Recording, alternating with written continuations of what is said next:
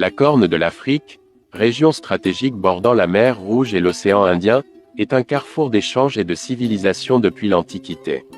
Grâce à sa position géographique, elle a été un point de contact entre l'Afrique, le Moyen-Orient et l'Asie. L'islam y a trouvé un terreau fertile dès les premiers temps de son expansion, influençant profondément la culture, la politique et la société de cette région. Aujourd'hui, Djibouti compte 94% de musulmans parmi ses populations, en moyenne 40% de la population de la Corne de l'Afrique sont de confession musulmane. Ces chiffres sont exorbitants vu l'histoire de cette région, où le paganisme était répandu. Ce récit retrace l'histoire de l'islam dans la Corne de l'Afrique, depuis ses premiers contacts jusqu'à son enracinement durable et son évolution contemporaine. L'histoire de l'islam dans la Corne de l'Afrique commence dès la vie du prophète Muhammad. En l'an 615, sous le règne du roi Harma, ou plus probablement celui de son père, Elad Saham, qu'un groupe de musulmans trouve refuge au royaume d'Aksum, dans l'actuelle Éthiopie face aux persécutions des Kouraïchites à la Mecque. Si vous allez en Abyssinie, vous y trouverez un roi sous lequel nul n'est persécuté. C'est un pays de justice où Dieu vous donnera le soulagement de vos misères, tels sont le dire du Muhammad selon Ibn Ishaq dans son ouvrage, Sira al-Nabawi. Le roi chrétien accorde sa protection aux exilés lorsque les chefs de la Mecque, ennemis du prophète, demandèrent que les fugitifs leur soient rendus. Le roi refusa de satisfaire leurs exigences, considérant que la religion de ses hôtes avait des similitudes avec sa foi chrétienne, leur permettant ainsi de pratiquer leur foi en sécurité. Ce premier contact est mentionné dans plusieurs sources islamiques, dont la Sira d'Ibn Ishaq et les récits de Tabari. Des traditions orales dans les régions Afar notamment avec le mythe de Har al-Maïs, ce mythe explique à la fois la prise de pouvoir au sein de la communauté Afar par une personne d'origine étrangère mais également l'avènement de l'islam dans la région. Un récit de même type est également observé au sein de la communauté somalienne.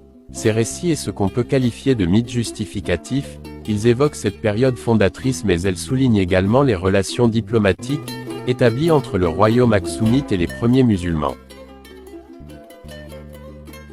Vers la seconde moitié du 7e siècle la communauté arabe forge une unité autour de Muhammad. Vers le début du 8e siècle ils occupent l'île de Dahlak qui faisait partie de l'empire aksoumite. En réponse aux incursions aksoumites sur les côtes arabes, l'occupation arabe de l'île est attestée par les fouilles archéologiques, notamment avec la découverte des tombes sur laquelle figurent des écritures koufiques, l'une d'elles est celle de Moubarak fondateur de la dynastie qui régnait sur l'île. Les deux historiens arabes, Al-Yaqoubi et Al-Masyoudi parlent également de la présence musulmane sur l'île de Dahlak, mais ils y font office d'état tributaire pour le royaume chrétien d'Aksum. À partir du Xe siècle les îles de Dahlak devinrent non seulement une base sûre pour les pèlerins musulmans en route vers la Mecque mais également un comptoir commercial en reprenant à son compte les activités du port d'Adoulis qui était alors le principal port d'Aksum, et maintient une relation florissante avec l'Éthiopie chrétienne. Cette relation jouera un rôle primordial dans le développement de l'islam vers l'intérieur du continent. Marchands arabes et perses établissent des comptoirs commerciaux le long des côtes de la Somalie, du Djibouti et de l'Érythrée. Ces échanges commerciaux favorisent la diffusion de l'islam, d'abord dans les ports et les grandes villes côtières comme Zéla et Mogadiscio. Peu à peu l'islam se développe dans les régions méridionales de l'Éthiopie en passant par le golfe de Djibouti. Il prend le chemin naturel vers les régions les plus riches au sud du plateau éthiopien. Ces marchands prêcheurs prennent le nom de Nagadi qui signifie marchand en amharique et qui désigne jusqu'à aujourd'hui les musulmans.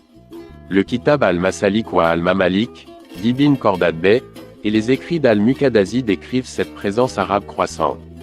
Par ailleurs, les contacts avec les communautés locales permettent une adoption progressive de l'islam par les élites locales, qui intègrent les pratiques islamiques dans leur gouvernance et leur mode de vie.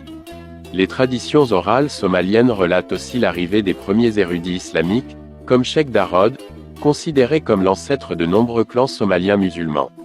C'est ainsi que des nombreuses cités-États se forment.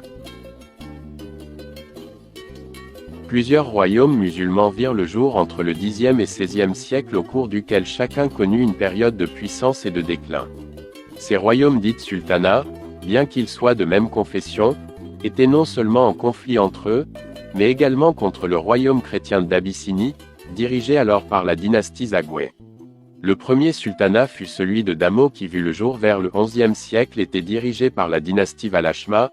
On va parler d'eux dans une autre vidéo. Après de nombreux conflits avec le royaume chrétien d'Abyssinie disparaît laissant son territoire conquis, la dynastie Valachma trouve refuge dans un autre royaume musulman qui est celui d'Ifat. Par la suite émergea le sultanat de Shoa. Bien qu'il connut une période de gloire, ce royaume connut un déclin tragique suite à de nombreuses guerres intestines. Le dernier dirigeant fut déposé et assassiné par le dirigeant d'Ifat laissant place à celui-ci.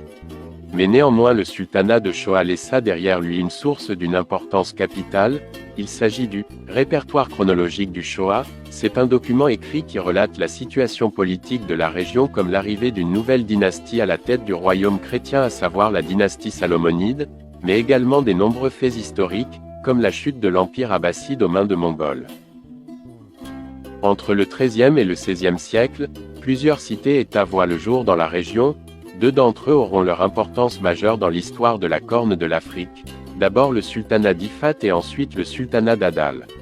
Ces royaumes qui se succèdent jouent un rôle crucial dans la consolidation de l'islam et les rivalités régionales avec les puissances chrétiennes d'Éthiopie. Le sultan Ahmed ibn Ibrahim al-Ghazi, surnommé « le Gragne » ou le Gaucher, mène une guerre contre le royaume chrétien d'Abyssinie au XVIe siècle, avec l'appui des Ottomans. Son épopée est relatée dans les chroniques arabes comme le Foutou al-Abache ainsi que dans les traditions orales oromo et somaliennes, qui perpétuent la mémoire de ces batailles. Ces conflits redéfinissent les frontières politiques et religieuses de la région et marquent une phase décisive de la lutte entre les forces islamiques et chrétiennes.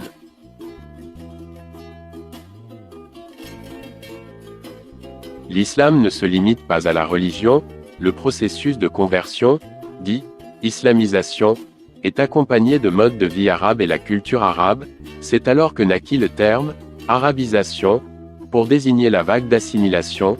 Elle façonne non seulement la culture, mais l'architecture, la langue et l'identité sociale de la Corne de l'Afrique. L'architecture des mosquées, comme celle de Zéla ou de Mogadiscio, reflète une influence arabe et perse.